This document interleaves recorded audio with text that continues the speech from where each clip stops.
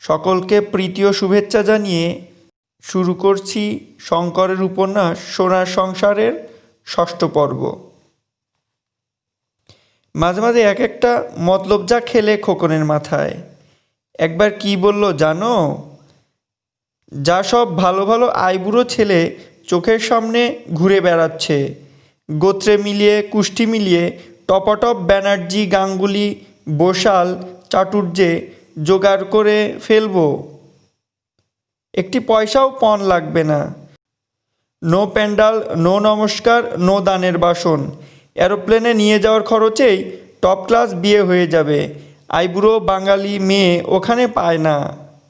জানো আনাদি, কোথায় যেন পড়লাম, যে দেশ যত উন্নতি করে সে দেশে মেয়েদের তত সম্মান বাড়ে, যে দেশ যত পিছিয়ে যায় সে দেশে মেয়েদের অসম্মান তত বাড়ে। যেমন আমাদের এই ভারতবর্ষ। তোমার কাজকর্মে মেসোমশাই নিজেই বিস্মিত। বললেন, কী সব প্ল্যানিং খোকনের! আমি নিজেই অবাক হয়ে যাই। ভাবি, এই বেচারাম ব্যানার্জি লেনে মুখ শুকনো করে হাত গুটিয়ে বসে থাকলে কোনো লাভই হতো না। খোকনের প্ল্যানিংটা আমি চোখের সামনে দেখতে পাচ্ছি অনাদি।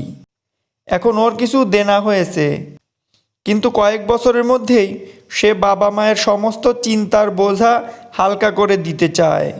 অনুরাধা ও অনুসয়ার জন্যে আমার ইচ্ছে একজন চার্টার্ড অ্যাকাউন্টেন্ট এবং একজন MBA।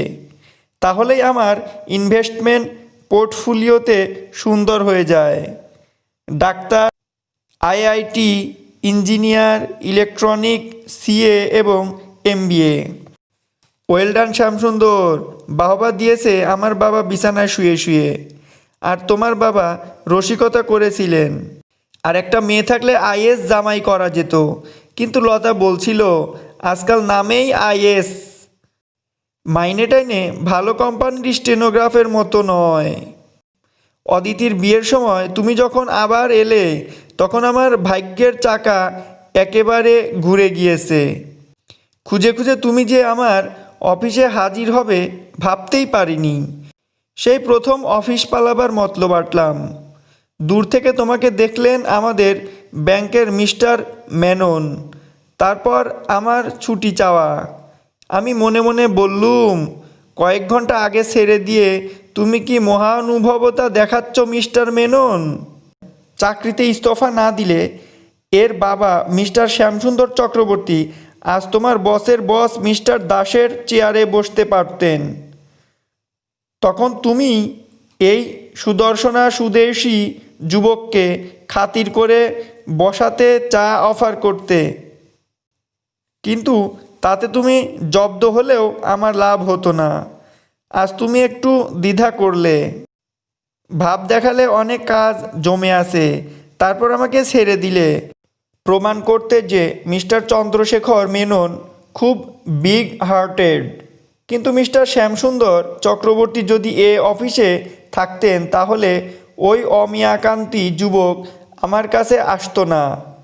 বাবার দুঃখই ওকে আজ অনেক বড় করেছে, কিন্তু যে রকেটটা ওকে বাংলার বুক থেকে সাফল্যের মহাকাশে নিয়ে চলেছে তাতে এই সামান্য ক্লার্ক মুকুলিকা মুখার্জির ইন্ধন জুগিয়েছে। সময় ও সান্নিধ্যের দীর্ঘ ব্যবধানেও তাই দেখো উত্তাপ কমেনি। আমার গলায় হার নেই, তাই এসেছে। তোমরা ওকে জানো না, আমার স্বপ্নের মানুষ। আমার ভালোবাসা দিয়ে আমি ওকে তিলে তিলে গড়ে তুলেছি। He is a gem of এ বর অর ম্যান, বর ম্যান, সাইড লাইক 22 ম্যানলি। তুমি সত্যি অদ্ভুত অমলদা।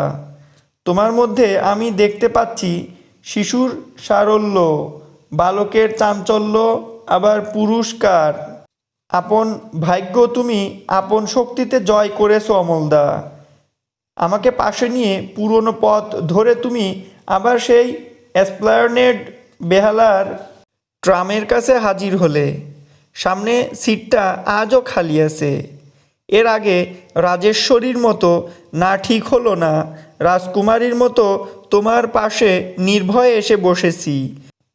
তুমি সেদিনও চিঠিতে আমাকে হৃদয়েশ্বরী বলে সম্বোধন করেছো, আমি আপত্তি করিনি, কিন্তু এবার আমি দুর্বল। আমি আর সেই ছোট সংসারের সুখী মুকুলিকা নই। আমি এখন কম্প্যাশনেট গ্রাউন্ডে এমপ্লয়েটেড ব্রিটিশ ব্যাংকের কনিষ্ঠ কেরানি মুকুলিকা মুখার্জি, ডটার অফ অসময়ে রিটায়ার্ড ক্লার্ক অনাদি মুখার্জি। কম্প্যাশন মমতাধারা বহিছে ভুবনে। অপরের মমতা আমি সহ্য করতে পারিনি কোনো দিন, কিন্তু বাবার স্বাস্থ্যের কথা ভেবে, আমার বোন ও ভাইয়ের কথা স্মরণ করে বাবার অফিসে আমাকে মমতা ভিক্ষা করতে হয়েছে অমলদা। 2 বছর ধরে অসুস্থ এ মুখার্জি প্রায় অনাহারী পরিবারের একমাত্র সাবালিকা সভা আমি। একটি পরিবারের সম্মানের সঙ্গে বেঁচে থাকার একমাত্র উপায় আমার চাকরি। তুমি সব শুনলে। এসপ্লানেডের ট্রাম ইতিমধ্যে বেহালা পাক দিয়ে এসপ্লানেডের ফিরে এসে আবার বেহালার দিকে ছুটতে চলেছে। আমার অফিসে কম্প্যাশনের নিদর্শন আরও একজন আছে, সুনন্দা ব্যানার্জি 24। স্বামী জয়ন্তী ব্যানার্জি এই ব্রিটিশ ব্যাংকে চাকরি করতে অসাবধানতার পথে বাস দুর্ঘটনায় বিবিডি বাগে নিহত হয়েছিল। 2 বছর আগে বিবাহিতা এবং এখন বিধবা আমার সহকারী ঘরকন্না সাজাবার জন্যে যে তৈরি ছিল, সে এখন সারা দিন অফিসে চিঠিপত্র সাজায়। স্বামী অপঘাতে না মরলে এই কোয়ালিফিকেশনে চাকরি হতো না সুনন্দার। 2 বছর চিঠি সাজিয়ে হাঁপিয়ে উঠেছে একদা গৃহবধূ সুনন্দা ব্যানার্জি। আমি নিজের দুঃখের কথা, আমার সামনের অন্ধকারের কথা অনর্গল বকে যেতে চাই না। তাই ট্রামেই তোমাকে বললাম, জানো সুনন্দা খুব বিপদে পড়ে গিয়েছে। তুমি বোধহয় আমার বিপদের কথা শুনতে চাও, কিন্তু আমি হুড়হুড় করে বলে গেলাম সুনন্দা আবার বিয়ে করবার জন্যে অধীর হয়ে উঠেছে। অফিসের একটা ছেলেকেই মনে ধরেছে। এতে বিপদ কোথায়? এ তো গুড নিউজ, তুমি জোরের সঙ্গে বললে। আমি তখনও চুপ করে থাকায় তুমি পশ্চিমীয় কায়দায় আরও কিছু আন্দাজ করে নিয়ে বললে, ইতিমধ্যে চাইল্ড এক্সপেক্ট করেছে বুঝি? So what? আমি লজ্জায় মাথা কাটা। না না, ছেলেটার সঙ্গে গল্প করেছে কয়েকবার, একটা চিঠিও বিনিময় হয়নি, কিন্তু সুনন্দা ভয় পাচ্ছে ওর চাকরি থাকিবে কি না। কম্প্যাশনেট গ্র্যান্ডের বিধবার চাকরি তো, শ্বশুর যদি কোনো অ্যাপ্লিকেশন করে বসেন। তুমি কপালে হাত দিলে, বললে, এদেশে সব কিছুই বড় জটিল হয়ে উঠেছে মুকুল। চাকরিকে কেন্দ্র করে এত অপমান, এত যন্ত্রণা এখন পৃথিবীর কোনো দেশের মানুষকেই সইতে হয় না। এদেশে হাজার হাজার লক্ষ লক্ষ চাকরির প্রয়োজন। চাকরি যেদিন মানুষের পিছনে ছুটতে আরম্ভ করবে, সেদিন রাতারাতি দেশটার চরিত্র পাল্টে যাবে। তারপর তুমি আবার আমার কথায় ফিরে এলে। আমি ভাবতাম আমি অভাগিনী।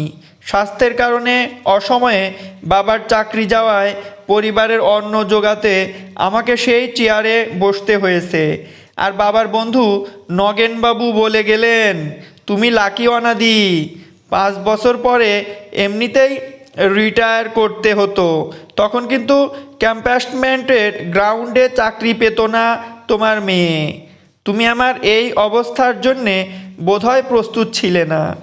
আমি মুকুলিকা মুখার্জি এখন সকাল 8:30টায় অফিস বেরিয়ে যাই, ফিরি 6:30টায়।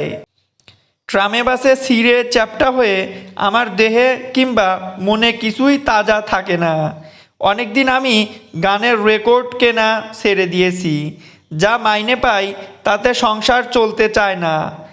আমার বাবার ওষুধের খরচ অনেক।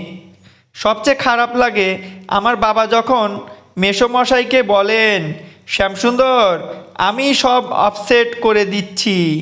আমি হিসেব করে দেখেছি, আমার ওষুধের খরচ না থাকলে মুকুলের মাইনেতে সংসারটা মোটামুটি চলে যায়। আমি এ সংসারের লায়াবিলিটি। তোমাকে এসব জানাইনি, বলিনি। সকালে এবং সন্ধ্যায় আমাকে ছাত্রী পড়িয়ে বাড়তি রোজগার করতে হয়। তুমি কি ভাবছিলে ট্রামের সামনে সিটে বসে তা আমি বুঝতে পারছি? তুমি যখন নিজের ব্যাপারটা অনেকখানি গুছিয়ে এনেছো, তখন আমার এসব কি? তুমি জানতে চাইছো কবে আমি মুক্তি পেতে পারি। আমাকে যে অনেক দূরে যেতে হবে, যেখানে সোনার সংসার পাতার কাজ দেরি হয়ে যাচ্ছে। কিন্তু আমি যে জড়িয়ে পড়েছি অমলদা। আমার ভাই অপদার্থ বেকার, চাকরি বাকরি না পেয়ে কম বয়স থেকে সে ওই বাস বডি বিল্ডার্স প্রীতম সিং এর সঙ্গে ঘুরে বেড়াচ্ছে। ব্যাংকের কাছে কী সব ধারের জন্য আবেদন করছে। প্রীতম সিংয়ের সঙ্গে জড়িয়ে পড়ে শেষ পর্যন্ত যে কি করে ফেলবে ভয় হয়। আমার বোন বেবি বাড়িতে বসে বসে আর বাবাকে ওষুধ খাইয়ে খাইয়ে কম বয়সেই কেমন যেন হয়ে যাচ্ছে। সামনে কোনো আশা দেখতে পাচ্ছে না। ও জানে বাবার জমানো সব টাকা ওষুধেই বেরিয়ে গিয়েছে। কড়ি দিয়ে কেনা বিয়ের এখন নো চান্স। বেশ বেপরোয়া হয়ে উঠেছে। সালোয়ার কামিজ পরে পাঞ্জাবিনি সেজে বেবি প্রীতম সিংয়ের স্কুটারে চড়েছে। সে খবর আমি পেয়েছি, কিন্তু আমি তা সহ্য করব না। তুমি কদিনের জন্য এসেছো, সংসারের বোঝা বয়ে বয়ে তুমি ক্লান্ত। তোমাকে আমি সব বলিনি, তবে লক্ষ্য করেছি তোমার ব্যস্ততা। তুমি সামনের কয়েকটা বছরও প্ল্যান করে ফেলতে চাও। দীপু ও সুতপা বাগচির প্রশংসা শুরু করলে তুমি। প্ল্যানের থেকেও ওরা 6 মাস এগিয়ে আছে। বোনদের বিয়ে হাঙ্গামা চুকিয়ে দীপু বাগচির জয়রথ এখন তরতর করে এগিয়ে চলেছে। কোলাহল নামক রাজপুত্রটি ওদের জীবন ভরিয়ে তুলেছে। তুমি বললে এবছরেই ওরা সেকেন্ড বেবির জন্যে ট্রাই করবে। ওরা চায় এবার শ্রেয়সী আসুক। মেয়ে না থাকলে আমেরিকার মেয়েরা নিরাপদ বোধ করেন না। দীপু বাগচি তোমার বয়সী, আর সুপ্তা যে আমার থেকে ছোট নয় তা আমি শুনে নিয়েছি তোমার কাছ থেকে। সন্তানের জননী হবার একটা সময় থাকে। সময় পেরিয়ে যাবার আশঙ্কায় ওরা চিন্তিত ছিল। শেষ পর্যন্ত ওরা মেকআপ করে নিয়েছে। এখনও দুটো আইবুড়ো বোন তোমার কাঁধে। তোমার ব্যাংকে 1 পয়সাও নেই এই মুহূর্তে। অদিতির বিয়ে তোমাকে নিঃস্ব করে দিয়েছে। তবু তুমি আমার সঙ্গে বসে বেহালার এই ট্রামে রঙিন কল্পনার জাল বুনতে চাইলে। তুমি বললে কল্পনা হচ্ছে বিলাস আর পরিকল্পনা হলো কর্তব্য। প্ল্যানিংয়ের অভাবেই এদেশের মানুষ পিছিয়ে চলেছে। আমি তোমাকে কি বলবো। আমার বাবা দিনের পর দিন মাসের পর মাস অসুস্থ হয়ে থাকেন। আমার মা নেই। আমার ভাই বোনেরা বড় হয়ে উঠেছে, কিন্তু তারা কতখানি নির্ভরযোগ্য হবে কেউ জানে না। তাদের সম্বন্ধে আমি বাবাকে ভাবতে দিই না। ভেবে তো কোনো লাভ নেই। আজকের দিনই যারা চলতে চায় না, সে আগামী দিনের কথা কি করে ভাববে। তুমি বললে 2ই সোজা পথ তো রয়েছে। এই বছরে তুমি চাকরি করছো, এবার বেবিকে কাজে ঢুকিয়ে দাও। কম্প্যাস্টমেন্ট গ্রাউন্ডে ও কয়েক বছর কাজ করুক। এইভাবে রিল্যাক্সে সবাই সংসারটা এগিয়ে নিয়ে যাবে। বুদ্ধিটা মন্দ লাগেনি আমার। মতলবটা আমার মাথায় আসেনি কখনো। বিদেশে থাকলে সত্যি মানুষের মাথা খুলে যায়। অতি মধুর এক প্রত্যাশার শিকার হয়েছি আমি। আমার ইচ্ছা করছিল তোমাকে সঙ্গে নিয়েই ব্রিটিশ ব্যাংকের মিস্টার দাসের সঙ্গে দেখা করে আসি। আপনাদের কোনো ক্ষতি হচ্ছে না মিস্টার দাস, অথচ আমার অর্থাৎ এই মুকুলিকা মুখার্জির অনেক লাভ হচ্ছে। মুকুলিকার জায়গায় বেবি অর্থাৎ মালাতি এসে বসবে, দায়িত্ব নেবে অসুস্থ মিস্টার অনাদি মুখার্জির সংসারের। মুকুলিকা চলে যাবে 7 সাগরের ওপারে স্বপ্নের রাজকুমারের সঙ্গে। ঘড়ির দিকে তাকিয়ে দেখছি আমি, মিস্টার দাসের অফিস বন্ধ হতে এখনও 1 ঘন্টা। কিন্তু এসব সিরিয়াস ম্যাটারে এত তাড়াতাড়ি কাজ হয় না। তুমি আগামীকাল সকালে চলে যাবে। আবার কবে কিভাবে ফিরবে কেউ জানে না। তুমি একটা কিছু জেনে গেলে কত সুবিধা হতো। তুমি যে দেশে কাজ করো সে দেশে যত সিরিয়াস বিষয় তত দ্রুত নিষ্পত্তি। আমরা এখানে আলাদা। যত গুরুত্বপূর্ণ সমস্যা আমরা তত দীর্ঘসূত্রী। তুমি দমদম থেকে বোয়িং 707 বিমানে উঠেছো, কিন্তু আমার চিন্তা যে তোমাকে ছাড়েনি তার প্রমাণ ফ্রাঙ্কফুটিং থেকেই বিমান কোম্পানির এরোগ্রামে চিঠি লিখেছো আমাকে। আমার খুব ভয় করছিল। অফিসের ঠিকানায় লেখা চিঠি, কে কখন খুলে পড়ে নেবে ঠিক নেই। অফিসের ঠিকানায় লেখা ব্যক্তিগত চিঠি সম্পূর্ণ পরের দয়ায় তার সতীত্ব রক্ষা করে। কেউ কেউ তাকিয়েও দেখে না, আবার কেউ কেউ পরের চিঠিতে নাক গলাবার জন্যে ভিতরের খবর জানবার লোভে ছটফট করে। তুমি লিখেছো, মুকুল, আমি কিন্তু প্লেনে বসেই আগাম পরিকল্পনা আরম্ভ করে দিয়েছি। দীপু ও সুতপা যা পেরেছে তা আমরাও পারবো। আমি তোমার খবরের অপেক্ষায় রইলাম। এরপর আমার কীরকম ভয় ভয় করছিল। ও দেশে যাকে ভালোবাসে তাকে নিঃসংকোচে কত সব কথা লেখে, সেসব এখানে কারো হাতে পড়লে। এখানে মধু সম্ভাষণ অচল, ভালোবাসার প্রকাশ নিষিদ্ধ, সব কিছু অন্ধকারে গোপনে। তোমার পরামর্শ মতো খবরাখবর নিতে গিয়ে আমি আঘাত পেয়েছি। সুযোগ পেয়ে মিস্টার দাস আমাকে যা শুনিয়েছেন, চাকরিটা হাতের মোয়া নয় মিস মুখার্জি। অনেক কষ্টে আপনাকে ঢোকানো হয়েছে। আপনি কথা ঈশ্বরের কাছে কৃতজ্ঞ থাকবেন তা নয়, আপনি জানতে চাইছেন আপনার জায়গায় বোনকে নেওয়া যাবে কি না। চাকরিটা পারিবারিক প্রপার্টি নয় মিস মুখার্জি, চাকরিটা আমার দরকার অমলদা। আমি তোমাকে লিখে দিয়েছি, এদেশে কম্প্যাশন বারবার দেখানো হয় না। আমার সামনে অন্ধকার, আমি বুঝতে পারছি বেবি কোনো দিন নিজের ক্ষমতায় চাকরি পাবে না। ভাইটার কথা নাই বা তুললাম, এইসব সমাধান হতে হতে মুকুল ঝরে যাবে, কিছু অবশিষ্ট থাকবে না। তুমি আমাকে ক্ষমা করো অমলদা। 5-3 বেচারাম ব্যানার্জি লেনে এখন দারুণ উত্তেজনা। বিবাহিতা মেয়েরা স্বামী সমত থিয়েটার হল থেকেই যে যার বাড়িতে চলে গিয়েছে। দিবাকরের পাহারায় সুহাসিনী দেবী যখন 2 অনুরাগকন্যা নিয়ে বাড়ি ফিরলেন, তখন দিল্লি থেকে বাংলা খবর প্রচারিত হচ্ছে আরও তাড়াতাড়ি বাড়ি ফেরা যেত। কিন্তু সোনার স্বামী শুনল না। চা খাওয়ানোর জন্য সবাইকে জোর করে রেস্তোরাঁয় ঢোকালো। কি লজ্জা! জামাইয়ের সঙ্গে এক টেবিলে বসে দোকানে চা খাওয়া সুহাসিনীর কল্পনার বাইরে ছিল। কিন্তু 10 চক্রে ভগবানও ভূত হয়। বাড়িতে ফিরে মায়ের এই বিশেষ অ্যাডভেঞ্চার, এই সবিস্তারিত বিবরণ বাবাকে দেবার মতলব ভাবছিল দিবাকর, কিন্তু কিছুই করা গেল না। বিদেশ থেকে আসা এয়ারমেল চিঠিখানা শ্যামসুন্দর স্ত্রীর দিকে এগিয়ে দিলেন। খোকার চিঠি শুনে সুহাসিনী হুমড়ি খেয়ে পড়লেন। মনে মনে ভাবছিলেন, আজ খোকন থাকলে 16 কলা পূর্ণ হতো। খোকার চিঠি রীতিমতো চাঞ্চল্য সৃষ্টি করেছে। খোকা লিখেছে, একটি আমেরিকান মেয়ে তোমাদের সঙ্গে ভাব করবার জন্য ইন্ডিয়াতে আসছে। ওকে যতটা পারো দেখো তোমরা। বাড়িতে সাজ সাজ রব। 5-3 বেচারাম ব্যানার্জি লেনে কোনো দিন কোনো বিদেশিনীর পদধূলি পড়বে তা কল্পনাতীত ছিল। তাই সকাল থেকে ঝাড়পোছ আরম্ভ হয়েছে। অনুরাধা নিজেই দেওয়ালে ঝুল ঝেড়ে ফেলছে। দিবাকর সাবধান করে দিয়েছে, মেম সাহেবরা নোংরাকে ভীষণ ভয় পায়। রাখো রাখো ওসব কথা, নিউ ইয়র্কে যেন নোংরা নেই। কাজ করতে করতেই উত্তর দিয়েছে অনুরাধা। ক্যাচ কোচ করা ফোল্ডিং খাটখানাও সামনে এনে ফেলেছে দিবাকর। বিদেশিনী যদি রাত্রে থাকতে চায় তাহলে এই বিছানায় অফার করতে হবে।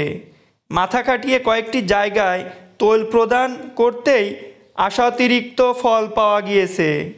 এখনও কেউ ভাবতে পারছে না এই বাড়িতে একজন মার্কিনী মেম সাহেব সত্যিই হাজির হবেন। দিবাকর অনেক চেষ্টায় জমাদারনিকে ধার নিয়ে এসেছে। স্পেশাল সাবানে কলঘর ডাবল সাফাই করেছে এবং আগামী 10 দিন অন্তত একবার প্রত্যহিক হাজিরার প্রতিশ্রুতি নেওয়া হয়েছে ডাবল টাকার লোভ দেখিয়ে। শ্যামসুন্দর নিজেও একটু উদ্বিগ্ন।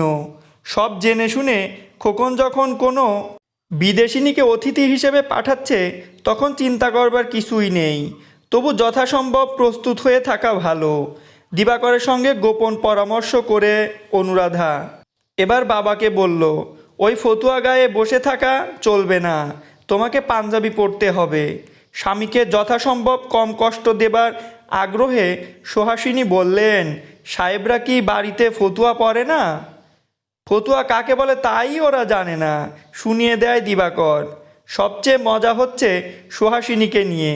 অনুরাধা গম্ভীরভাবে বলছে, তুমি গোটা কয়েক ফ্রক কিনে নাও, বাড়ির গিন্নি ও দেশে ফ্রক ছাড়া পরে না। খুব ভয় পেয়ে গেলেন সুহাসিনী। আমি বাবা ওসব পরে কাজ করতে পারবো না। এই বাড়ি, এই ঘর কি যে আসছে তাকে মানাবে? টেলিফোনে অদিতির সঙ্গে পরামর্শ করতে ছুটল দিবাকর। সোনা একটুতেই ভীতু প্রকৃতির, সব শুনে বলল, ওমা কি হবে গো?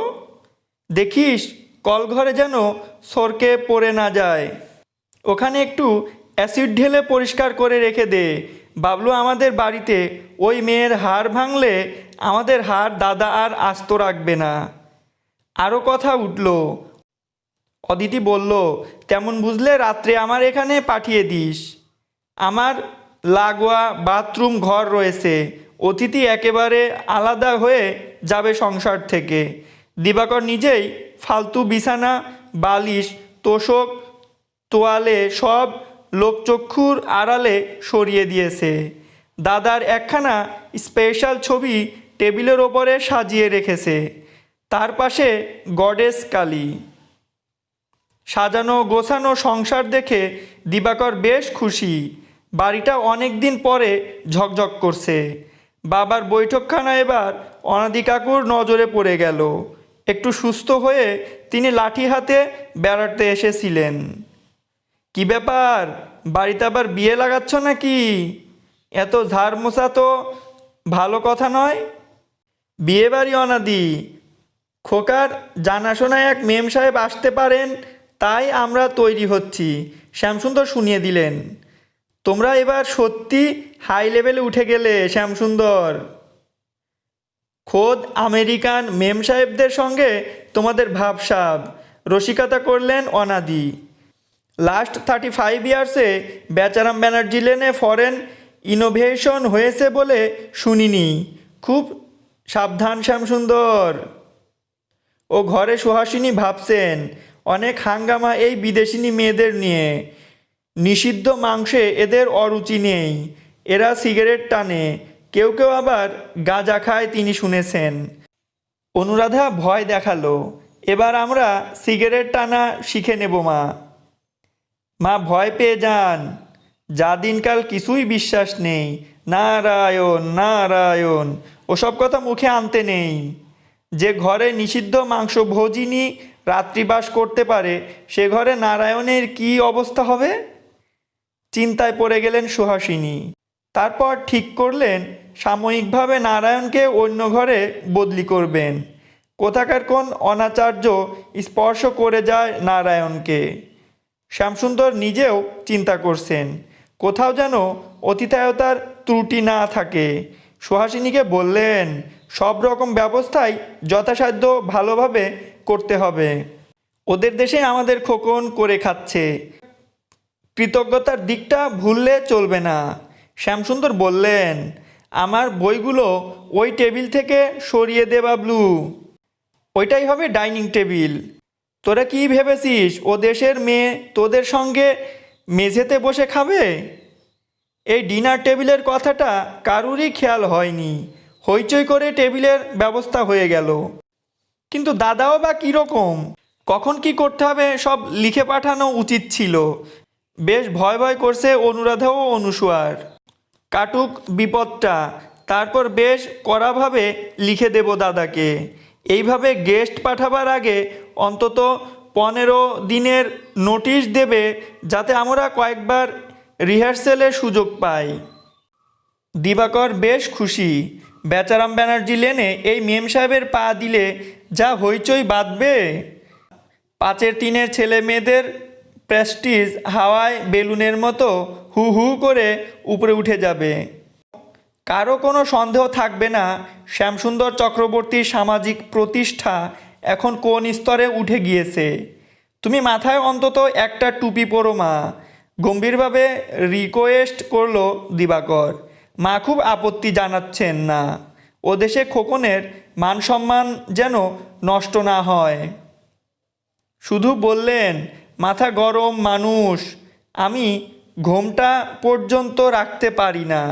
একটা বিলিতি ম্যাগাজিনে হোটেলের বাবুর্চিদের ছবি মাকে দেখিয়ে দিবাকর বলল, এই দেখো, মাথায় টোপর না পরে ও দেশে কেউ রান্নাঘরে ঢোকে না। অনুরাধা ও অনুসূয়া একটু ঝিমিয়ে পড়েছে, ফরফর করে ইংরেজি বলার অভ্যাস নেই ওদের, তাই একটু ভয় লাগছে। শ্যামসুন্দর উপদেশ দিলেন, আত্মস্থ হও, স্বধর্ম আঁকড়ে থাকলে কোনো ভয় নেই। এখন চেষ্টা করেও তো ইংরেজি শিখতে পারবে না। হাই দিবাকর। রাস্তার মোড়ে স্বর্ণকেশনী বিদেশিনীর মুখে নিজের নাম শুনে অবাক হয়ে গেল দিবাকর। এলিজাবেথ গিবসন তার মাখনের মতো সোনালি হাতখানা এগিয়ে দিয়েছিল দিবাকরের দিকে। মনে হয়েছিল খুব নরম হবে, কিন্তু শুভ্রতার সঙ্গে শক্তিও উপস্থিত রয়েছে এই দেহে। রাস্তায় এত লোকের মধ্যে এলিজাবেথ কি করে চিনল দিবাকরকে? হাই, কামন, আমি তোমাদের প্রত্যেককে চিনি। অমলেন্দু আমাকে সবার ছবি দেখিয়েছে। 20 বছর পেরিয়ে তুমি এবার 21-এ পড়বে। এক মুহূর্ত অবাক হয়ে দিবাকর দেখে নিয়েছে মধুর হাসিনী যুবতী এলিজাবেথ গিবসনকে, যেন উজ্জ্বল এক ঝাঁক পায়রা।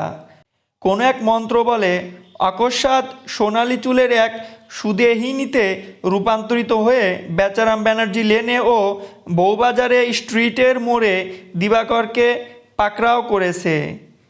নবীনা অতিথিকে দূর থেকে দেখে শ্যামসুন্দর বিস্মিত হলেন, যেন শুভ্রাবরণা দেবী সরস্বতীর কুচভার নম্র দেহটি রাজহংসকে দূরে ফেলে এই মুহূর্তে শ্যামসুন্দরের সামনে এসে দাঁড়িয়েছে।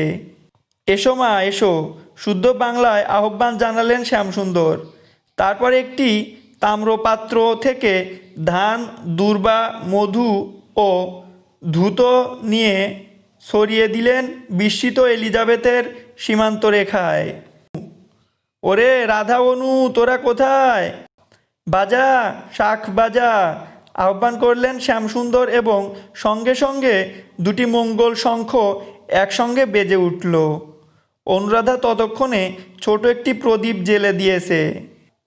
তার আভায় করতালু উত্তপ্ত করে বিদেশিনীর শুভ্র ললাট স্পর্শ করলে Shyamsundar. What a wonderful reception! অবাক হয়ে গেল এলিজাবেথ গিবসন। শ্যামসুন্দর বললেন, মা, তুমি এক প্রাচীন সভ্যতার সংস্পর্শে এসেছো। নিতান্ত প্রিয়জনকে আমরা এইভাবে আহ্বান জানাই। এই দুর্বা তোমাকে ভূমির অধিকার দিয়েছে। এই ধান্য বলছে, গৃহস্থের ভাণ্ডারে যত অন্ন আছে তা তোমার। এই সংসার পালিতা ধেনুদের দুগ্ধ কৃত তোমারই জন্য। ওই মধু তোমার সঙ্গে মধুর সম্পর্কের শুভেচ্ছা বহন করছে, আর ওই প্রদীপ শিখা তোমাকে দিচ্ছে এই গৃহের স্বাধীনতা, গৃহবাসীদের তপ্ত প্রাণের স্পর্শ। 1 মিনিট সময় চেয়ে নিল এলিজাবেথ এবং নোটবই বার করে টপাটপ লিখে নিল শ্যামসুন্দরের সব কথা। অচেনা এক দমকা হওয়ার মতো মেয়ে এই এলিজাবেথ গিবসন। শ্যামসুন্দর শুনে অবাক হলেন। এ পরিবারের প্রত্যেকেই তার চেনা। আমি আপনাদের ছবি দেখেছি অমলের অ্যালবামে, আমি সকলের গলার স্বর শুনেছি টেপ রেকর্ডারে। আমি জানি দিবাকরই সূর্য, দিবাকরই দিবস তৈরি করেন। শ্যামসুন্দর সোনালি চুলের ঝোপ ঝাঁকিয়ে এলিজাবেথ বলল, কৃষ্ণদা beautiful is Shyamsundar, Suhasini the girl with a charming smile. এমন সুন্দর নাম ইংরেজিতে হয় না। এবং আমার দাদার নাম?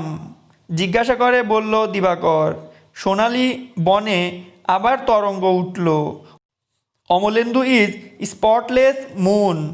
আমরা এবার থেকে ইন্ডিয়ান নামগুলো চুরি করব। এক কথায় এত আইডিয়াল ইংরেজি নাম অসম্ভব। শ্বেতাঙ্গিনীর কোলগেট হাসি এবার বেচারাম ব্যানার্জি লেনের বৈঠকখানায় শত শত মুক্ত ছড়ালো। তোমাকে পেয়ে আমরা খুব খুশি হয়েছি, মিস গিবসন স্নিগ্ধ কণ্ঠে বললেন শ্যামসুন্দর। সঙ্গে সঙ্গে হৈ হৈ করে উঠল বিদেশিনী যৌবন। দোহাই তোমাদের, আমাকে একটা বুড়ি আনম্যারিড আমেরিকান রমণী বানিয়ে দিও না। নো মিস, আমাকে তোমরা বলো এলিজাবেথ অথবা লিজা। মাথা চুলকে নিল দিবাকর। আমি তোমাকে ডাকবো এলিজা দি বলে। শুধু লিজা বললে কেমন যেন লিজার্ড টিকটিকির কথা মনে পড়ে যায়। গ্রেট, নামটা আমার খুব পছন্দ হয়েছে। মুখের মুক্তগুলো আবার ঘরের মধ্যে ছড়িয়ে দিল কেশবতী এলিজাবেথ গিবসন। পায়ের জুতো খুলতে যাচ্ছিল এলিজাবেথ। আমি শুনেছি বাইরের জুতো তোমার অন্দরমহলে ঢুকতে দাও না। জাপানি এবং তোমরাই পৃথিবীতে এ বিষয়ে সেন্সিবল, সানন্দে ঘোষণা করল এলিজাবেথ গিবসন। জুতো খুলবার প্রয়োজন নেই বলতে গেল অনুরাধা, কিন্তু তার আগেই মেয়েদের খালি পা দেখে নিয়েছে এলিজাবেথ। সে জানিয়ে দিল, আমাকে তোমরা ঠকাতে পারবে না। পাকে পদ্মফুল রূপকল্পনা একমাত্র এদেশেই হয়েছে।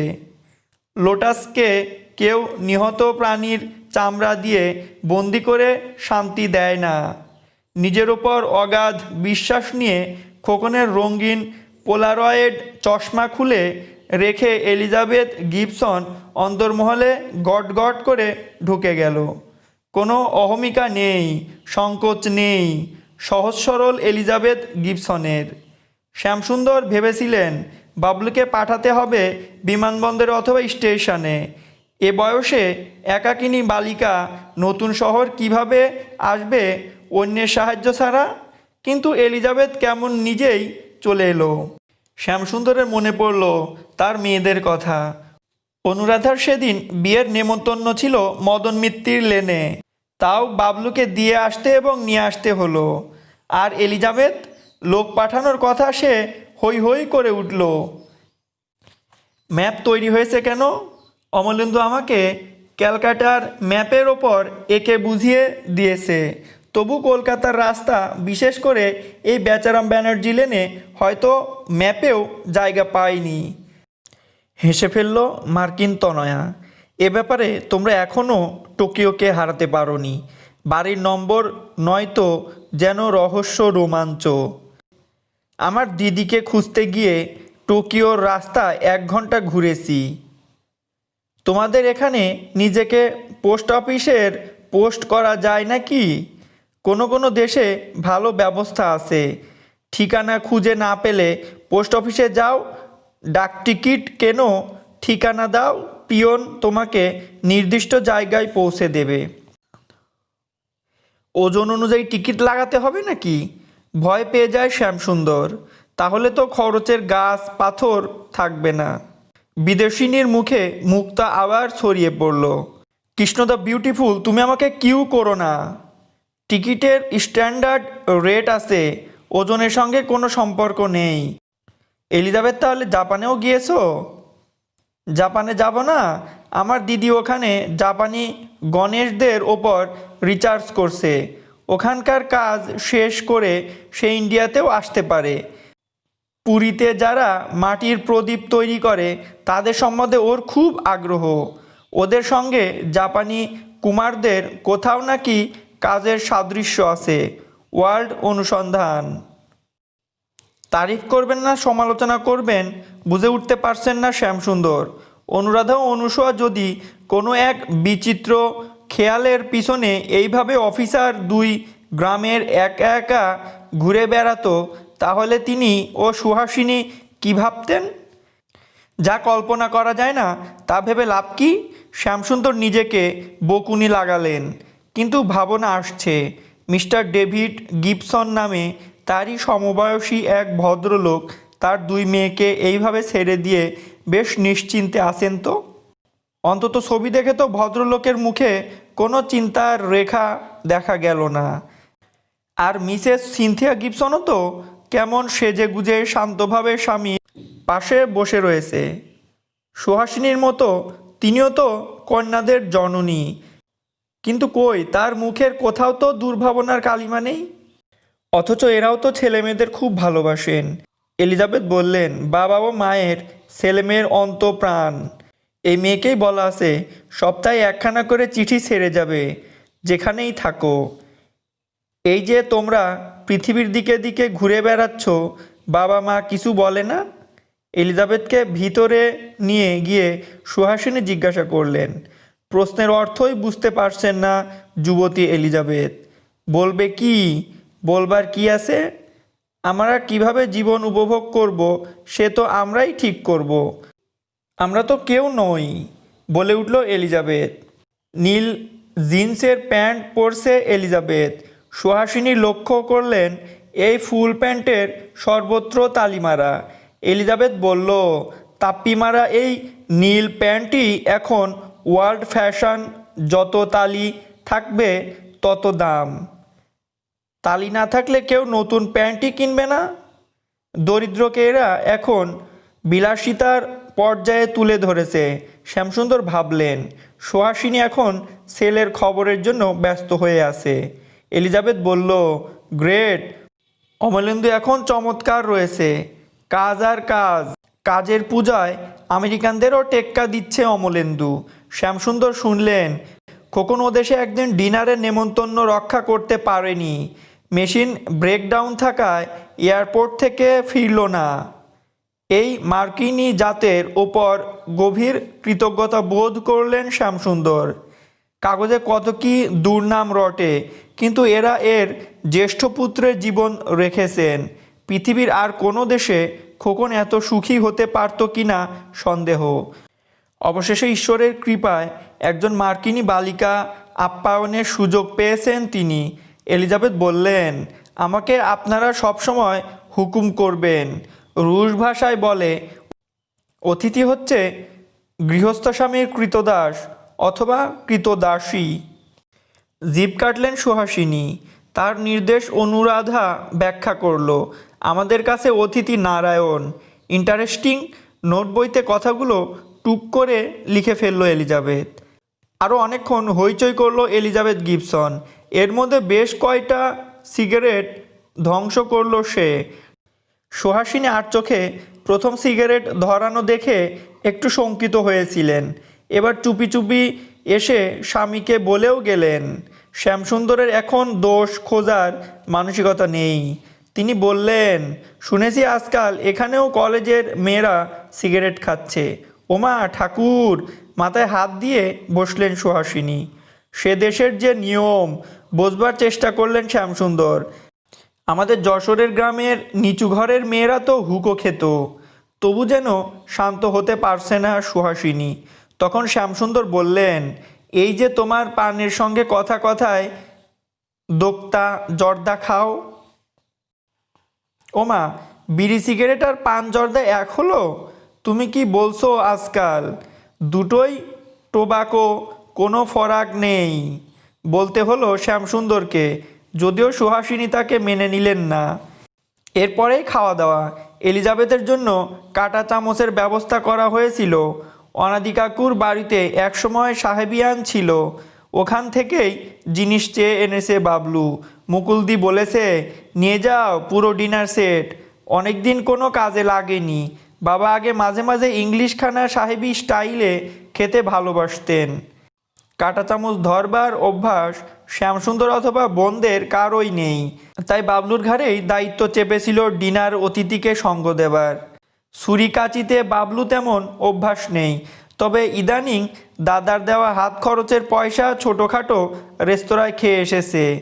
কি কাঁটা চামচ দেখে সোনালি চুলের অরণ্য আবার উত্তাল হয়ে উঠল। আমি কতদিন থেকে স্বপ্ন দেখছি মেঝেতে স্কোয়াট করব, আমার হাতের আঙ্গুলগুলোকে পুরো খাটিয়ে নেব। আর একই ব্যবস্থা। বাধ্য হয়ে মেঝেতেই আবার আসন পারল। একখানা লাল আসন দেখিয়ে শ্যামসুন্দর বললেন, এ যে আসনখানা দেখছো, এটি 40 বছর আগে এ বাড়ির গৃহকর্ত্রী নিজের হাতে তৈরি করেছিলেন। তখন তার বিয়ে হয়নি। তবে? প্রশ্ন করলো এলিজাবেথ। এবার ফিসফিস করে গোপন কথাটা ফাঁস করে দিলেন সুহাসিনী। এই আসনের কাজ দেখেই তো ওর বাবা আমাকে পছন্দ করেছিলেন।